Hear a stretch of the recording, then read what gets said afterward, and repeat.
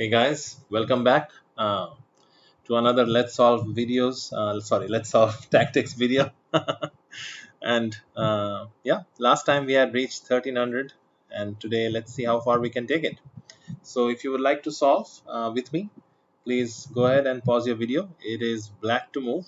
White has just moved their queen from d1 to e2. Okay, so of course, the first thing I notice is my queen on e4 is hanging. It's being attacked by the queen, and it's also pinned. Another important detail is that I have this bishop looking at c3, which creates a fork between his king and the rook. So let's see. Okay, so I think that forking idea, that dark square triangle that we saw, uh, probably is the key to the tactic. I'm not able to take on g2 because my queen is pinned. So in terms of candidate moves, bishop takes c3 check comes to mind. So he has to do something. He needs to move his king either to d1 or f1. Let's say king d1. And in that case, I could probably take his queen followed by taking on a1. Same thing I think I could do even if he goes to f1. I could just take the queen and take the rook. So that's what I'm going to go with. Okay, quickly checking if there is anything better. Actually, my queen cannot even check him other than taking the queen, because queen d4 is not possible thanks to this pin on the e file. So I have to take his queen, and then I take his rook, and I win a rook and a pawn. Okay, let's keep going. Okay, white to play. Go ahead if you would like to pause your video. So black has just moved their knight to d2.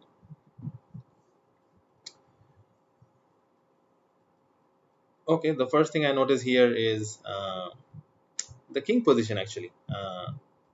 It seems pretty restricted, and I have this nice check available on e1, so I think we should start looking at that. So rook e1 check, king f8 will be forced because the d8 square is covered by my bishop. So rook e1 check, king f8. Now I have bishop d6 check, forcing the king over to g8, whereupon I can checkmate him with rook to e8. So that's what I'm going to go with, and I don't think him interposing with the knight or bishop changes anything. So there we go. He interposes again, and checkmate. Okay, we got quite a few points over that, 21 points. Okay, white to play. Go ahead again if you would like to pause. So on the surface, looks like a pretty hopeless endgame for white. We have one pawn against his four in a rook endgame. So it's clear that our hopes are based on this advanced fast pawn that we have on a6. So how can we take advantage of that? I see one way. Again, if you have not paused your video, this might be a good time. But rook b8 check forces the king to come up. Doesn't matter whether f7, g7, or h7. Then I'll be able to fork the king and rook with rook b7 check. If he moves the king, I'll take the rook and soon after be able to promote my pawn. And if he takes my rook on b7, I can capture with the a6 pawn, which promotes on the next move.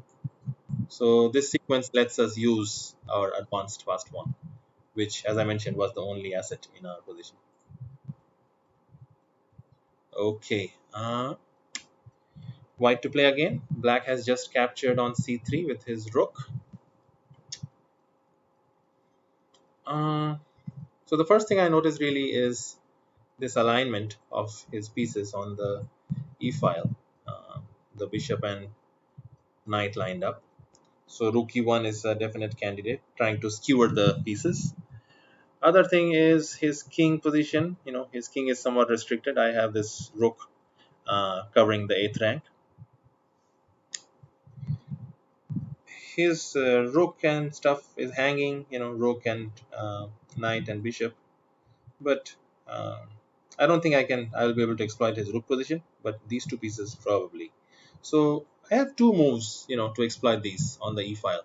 either rook to e8, so either this move or this move. So these two definitely become our candidates. Uh, okay, okay.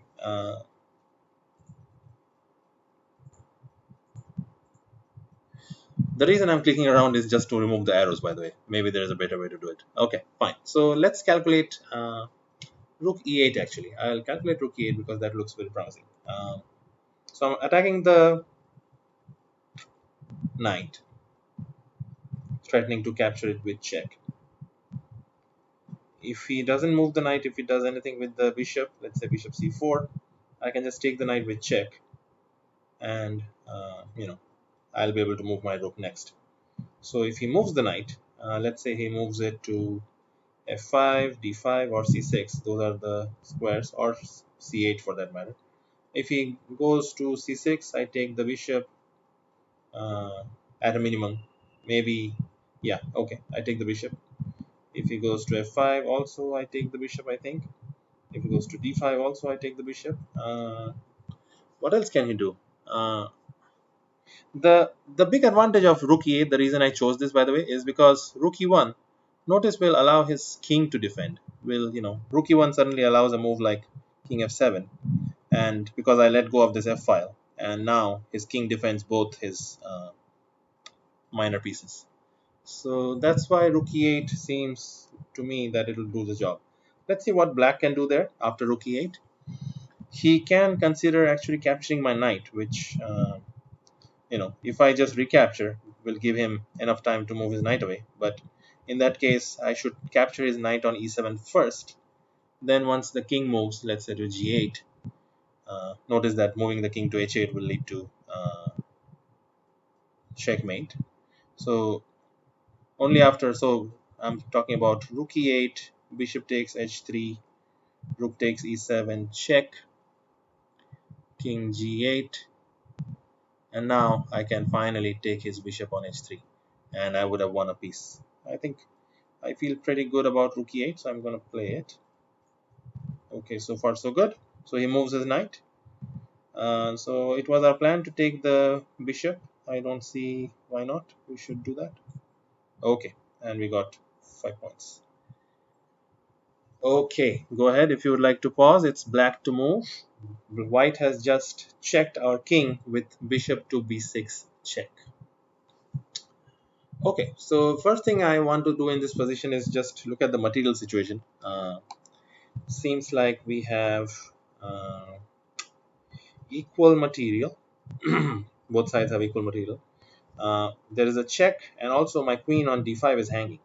So it seems that capturing the uh, bishop with the knight will protect my queen. So that is an obvious candidate. The other moves will be rook to c7 or moving my king. Moving my king just looks wrong simply because he can take my queen at a minimum. And I don't see anything very smart that I can do there. So same thing with blocking with the rook. He can take my rook first and then take my queen. So I think knight takes b6 is pretty straightforward. And after that, if he takes on c8 with his rook, I can recapture. In that position, if he gives me a check, let's say queen to a6. So I'm looking at knight takes b6, rook takes c8 check, king takes c8, and queen a6 check, forking my king and knight.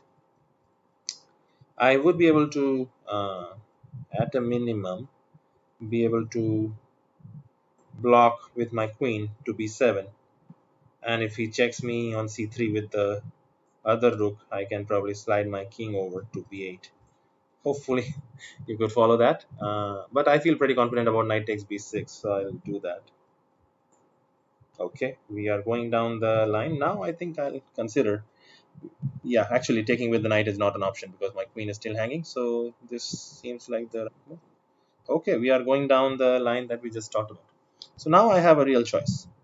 My plan was to go queen b7, which probably will be the move I'll end up playing. But I should also consider what happens if I play king to c7. So if king to c7, rook c3 check is the obvious follow-up, keeping the initiative going. And there, interposing with the knight doesn't help because the knight is attacked by his rook and queen, so he can just take on c4. And if I move the king anywhere, the knight will be just lost. So queen to b7 is my move that I'm thinking of doing. And there, after rook to c3 check, I'll be able to move to b8, still holding on to my queen, and the queen guards the knight. And notice that it's very important, I think, that he doesn't have a rook b3 at some point, creating a pin on the b file. So I'm going to go with this. Okay, 5 points. Okay, another rook endgame. Black to play. Go ahead if you would like to pause your video. So white has just moved their king over to f4. Um, so again, we notice I have this advanced passed pawn on a3, and that seems like my hopes should be tied to that pawn. But if I push it right away, if I play a2, he can get behind my pawn with uh, rook to a4, and in that position I do have a smart move, which is rook to b4 check. So uh, I'm looking at pawn to a2, rook to a4, trying to stop my pawn. Rook to b4 check, forking the king and the rook, and if he takes my rook, then I promote, and I should be doing well there. But let's come back. Okay, but after a2, he could also consider rook to d1. That's another attempt to stop me from promoting. Notice that I don't think his checks, the h6 check is a worry for me. I can just go to g6, and both the pawns are very nicely controlled. Uh, and his rook is not able to check me in any other way. So really, he's required to try to stop my pawn from going all the way through. So a2, rook d1. I have rook b1 with the help of taking the help of my a2 pawn. And now again we have seen this theme. If he takes my rook, I can capture and promote. If he doesn't take my rook, anyway I promote. So I feel pretty good about that. Okay, so I'm gonna push this pawn, and I think this is the key move, giving up the rook to get a new queen. Okay, let's keep going. Black to play. White has just moved their bishop out to g4. Go ahead if you would like to pause. So the first thing I notice is this knight forking possibility. Knight to e2 will fork his queen on d4 and the king on g1. But we have a problem, which is this bishop on g4 guards the e2 square. So my mind is drawn to queen takes g4 as a candidate. And in that position, if he captures, I can execute my fork on e2, capture his rook, and emerge ahead by a piece. So after queen takes g4, what else can he do? Can he throw something at me? Notice that in that position, I'm also threatening checkmate on g2. So he will have to defend checkmate in some way. So given that I have those two threats, he'll have to probably play g3. Then again, in that position, at a minimum, I can just execute my fork and take his queen. And whenever he recaptures my queen, I'm still up a piece. So I'm good with that. Okay. Okay, let's keep going. Okay. Black to play. Go ahead if you would like to pause. White has just moved their rook from a1 to e1.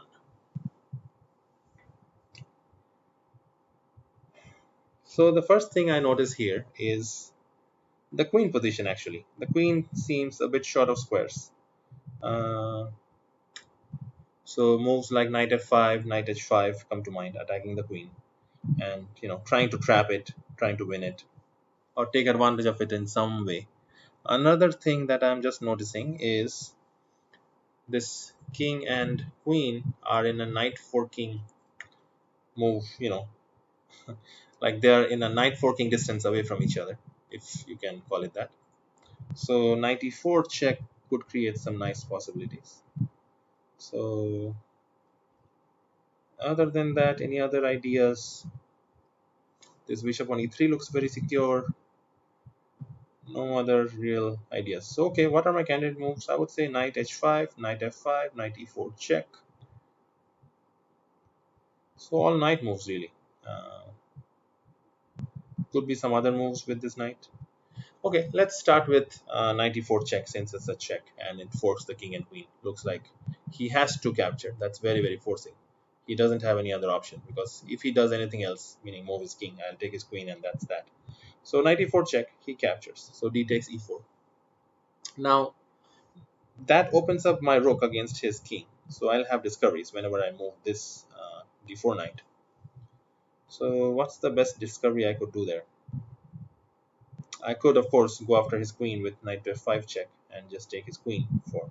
I would have traded both my knights for his queen there. Is there something better? Any better discovery?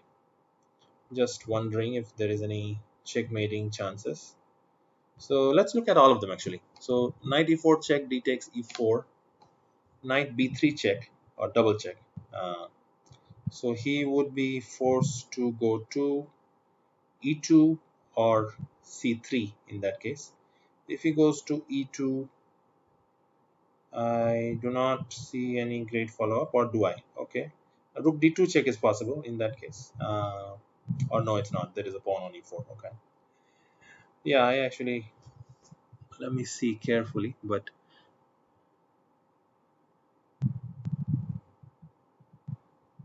I don't see a good follow-up there. So actually, okay, let's examine the other moves quickly. I do feel knight e4 is correct, but let's quickly look at other moves. Because at a minimum, we are getting his queen for two of our knights. Since the material is roughly equal here, that should give us a winning position. Okay, so knight f5. Actually, I'm going to start with knight h5 because the knight does a good job of controlling the f3 square. So knight to h5. Now, I noticed that at a minimum he can play queen g5, trying to trade queens. And if I play something like f6, he can take my knight on h5. So that already doesn't work. Knight f5. Uh, Knight f5. He can go to f3, and then he'll be able to slide over to d1 if needed. So I'm going to go with knight e4 check. And now knight f3 check, king e2, or even king c1 for that matter doesn't lead to much. Knight b3 check doesn't seem to do much. Knight f5 check, winning the queen is our plan anyway. Just checking. I think I'll go with that. Okay, and take the queen. Okay, let's keep going. So yeah, same spiel. Go ahead if you would like to pause. It is black to play. White has just captured something on d6, which I don't remember what it was. So again, my eye is drawn to their king position, which the king only has the f1 and d1 squares available. Notice this knight on f3 and their own pieces cover up most of the squares. So I could threaten checkmate actually with rook to h1, followed by threatening rook to e1 mate. So that's an interesting idea that my eye is drawn to. What else? Of course, this rook is attacked by my king and protected only by their knight, so that could be a tactical target. Any other checks and forcing moves? There is knight g1 check available with my rook. Other than this rook h1 move, I don't really see anything great. So let's quickly look at knight g1 check. Knight g1 check. Now he has a lot of choice. He can go to d2, e1, f1, d1, which already makes it look like it's not the right choice because his moves are not forced. So after knight g1 check, let's say king d2. I don't see a follow up. I can come back to f3, and then he can run with his king to c2. So yeah, the king is escaping. I'm gonna examine this rook h1 idea, threatening mate. So he can stop the mate by, let's say, bishop c3, controlling the e1 square. Now, what has happened is the king now has no squares at this very moment in time. So now, what can I do with that?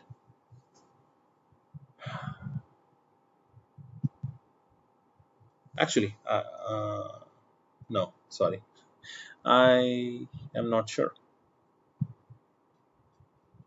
Rook h1, bishop c3. Okay. If I go ahead and still do the check, what happens? So rook e1 check, bishop takes e1. If knight g1 check, king, let's say, to d1, I've already given up my rook, and that's not working.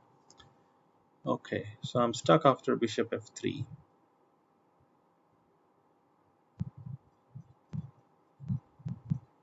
Or so, rather, bishop c3, sorry. Am I missing something? Yes, I am. The fact that my pawns move downwards, and bishop c3 will be met by simply capturing his bishop. So if bishop c3 cannot be played by white, then what else can he do after rook h1? Knight moves do not help. The king cannot move. Check on e6 by his rook. I can just slide over, let's say, to f7. Actually, to even, I mean, I could slide over, let's say, to d8.